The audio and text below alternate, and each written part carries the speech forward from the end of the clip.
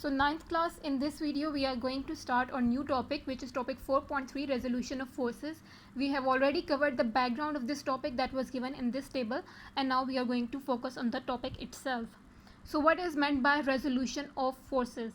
Resolution simply means splitting up, breaking up a vector form. Force is a vector, so the process of splitting or breaking a vector is known as resolution. It says here that splitting up of a force into two mutually perpendicular components is called the resolution of that force.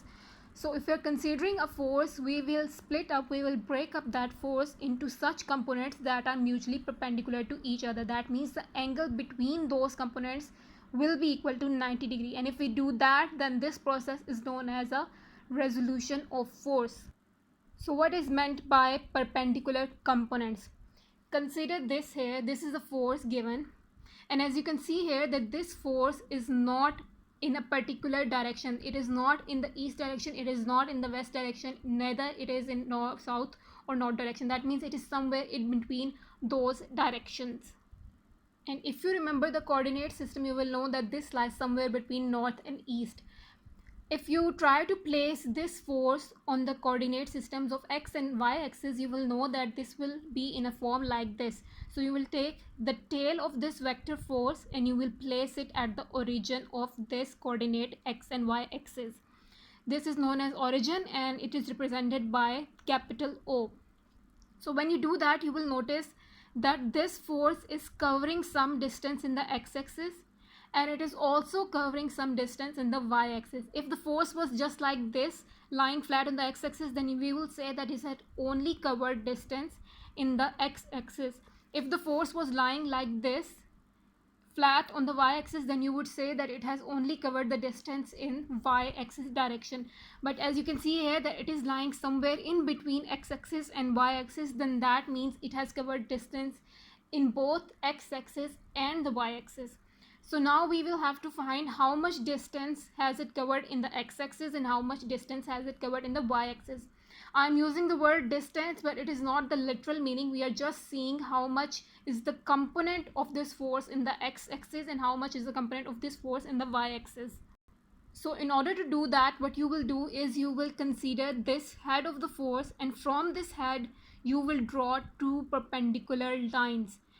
One perpendicular line will be on the x-axis and one perpendicular line will be on the y-axis. So you will draw something like this.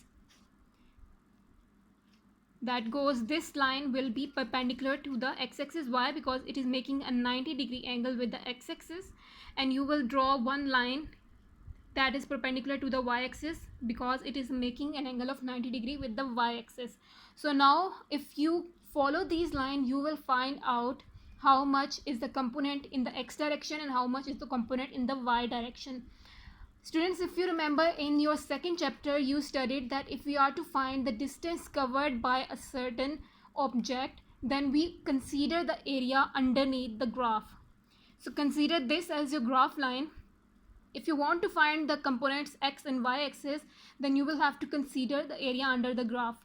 So this line lies under the graph, but this line does not lie under the graph. So what will you do in this case? This is a problem.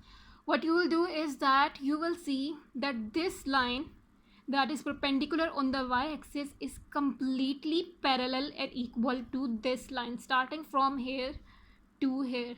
So in a way you can say that since both of these lines are parallel and both of these lines have the equal length, then you can say that this line will be equal to this line. So in that case we will consider this perpendicular and we will consider this perpendicular. So now we have both perpendicular lines, one perpendicular line on the x-axis and one perpendicular line on the y-axis. The perpendicular line that is drawn on the x-axis will show the y component of the force. Why? Because this line is parallel to this line. That means they are equal. So the line itself is drawn perpendicular to the x-axis, but it will show the value on the y-axis. Similarly, the line itself is drawn perpendicular to the y-axis, but it will show the value of x-axis. So when that happens, this figure now becomes in this form. This is the force. This is the y component of the force, so it will be known as Fy. This is the x component of the force, so this will be known as Fx. So far we have only covered the diagram of the topic resolution of forces.